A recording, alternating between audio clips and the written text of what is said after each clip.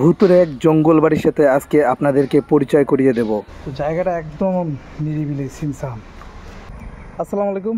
এই মুহূর্তে আমি আছি তাহেরপুর ব্রিজের উপরে, আর আজকে যাচ্ছি পানিগ্রাম রিসোর্টে। আর পানিগ্রাম রিসোর্টটা এই নদীর পাড়ে অবস্থিত। এখান থেকে আর 800 মিটার দূরে গেলেই পানিগ্রাম রিসোর্ট। তো আমার সাথে থাকবেন যদি আপনারা পানিগ্রাম রিসোর্ট সম্পর্কে বিস্তারিত জানতে চান। ফাইনালি চলে আসলাম পানিগ্রাম রিসোর্ট।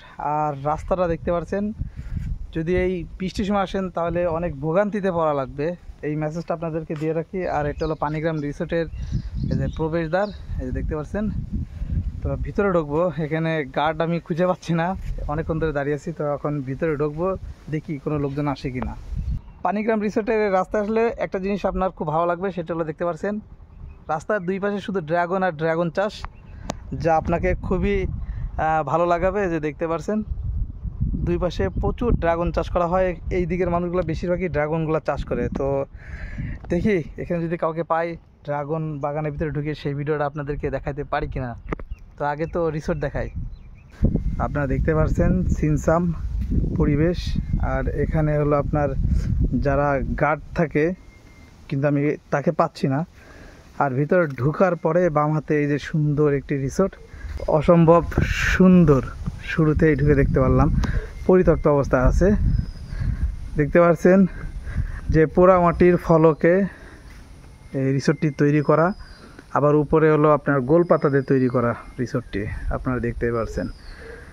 আর বর্তমানে এই রিসোর্টটা পরিত্যক্ত অবস্থায় আছে, অনেকে ভুতুরে বলেও আখ্যায়িত করে থাকেন। এই যে দেখুন, এমন একটা রিসোর্টে আমি ছাড়া কেউ নাই। এই যে দেখতে পাচ্ছেন জঙ্গল বাড়ি পুরোই। এমন একটা রিসোর্টে আপনাকে যদি লক্ষ টাকা দেওয়া হয় এবং রাত্রি যাপন করতে বলা হয়, আপনি কখনোই থাকবেন না, কারণ কেউ নাই আশেপাশে, না কোনো বাড়িঘর আছে, না কোনো মানুষজন আছে। একদম সিমসাম পরিবেশে আমি এখন কিন্তু দাঁড়িয়ে আছি। তবে এখানে কোনো লোক পাচ্ছি না, এটা হলো মানে অবাক করার কাণ্ড।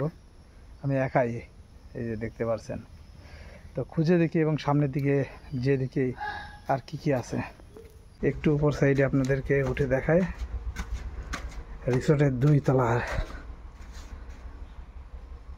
এখন আমরা উপর সাইডে যাচ্ছি।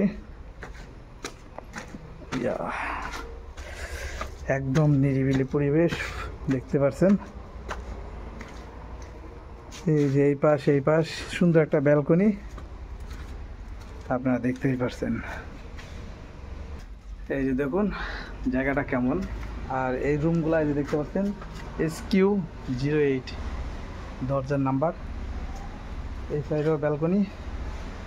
আর এই সেই দেখতে পাচ্ছেন সিঁড়িঘর। আর উপর দেখতে পাচ্ছেন যে গোলপাতা ছাউনি, তার ভিতর দিয়ে সূর্যের আলো ভিতরে ঢুকতেছে। তো জায়গাটা একদম নিরিবিলি সিমসাম। তো এখান থেকে এখন নেমে যাব।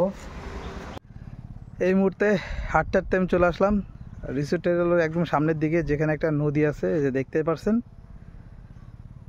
এবং জঙ্গলে ভরপুর। এই যে দেখুন, আর একটা বিষয় বলি যে দূরে আমি আর একটা রিসোর্ট দেখতে পাচ্ছি নদীর ওই পারে, রিসোর্টের একটা অংশ। এই যে দেখুন, তো ওই জায়গাটা আমার যদি যাইতে হয় তাহলে নদীর ওই পারে ব্রিজ আছে, যে ব্রিজটা আমি দেখাইছি ওই ব্রিজ হয়ে যাইতে হবে সম্ভবত। তো এখন বের হয়ে যাচ্ছি। আর একটা মেসেজ আপনাদেরকে দিয়ে রাখি, যেহেতু সংস্কারের কাজ চলতেছে, এর ভিতরে বর্তমান প্রবেশ নিষেধ। তারপরে আমি যেহেতু চলে আসছি অনেক দূর থেকে, এই জন্য তারা একটু স্যাক্রিফাইস করলো। তো যাই হোক, আপনারা আসার সময় অবশ্যই ইনাদের সাথে যোগাযোগ করে আসবেন। ইনাদের পেজ আছে সম্ভবত, আমি সব কিছু ডেসক্রিপশনে দিয়ে দেওয়ার ট্রাই করব। তো বেরোয় যাচ্ছি, যেহেতু আরও একটা রিসোর্ট ছিল নদীর ওই পারে, এটা প্রচুর কাদা এবং সংস্কারের কাজ চলতেছে বিদায় ওখানে হলো এখন নট এলাও। তো পরবর্তীতে ইনশাল্লাহ আবার কখনো আসলে সেটা দেখাবো। আর আপনারা তো অলরেডি নেটে দেখেছেন পানিগ্রাম রিসোর্ট সম্পর্কে বিস্তারিত, অনলাইনে অনেকেই ভিডিও করেছে, সেগুলো দেখেছেন। তো সবাই ভালো থাকবেন, খোদা হাফেজ।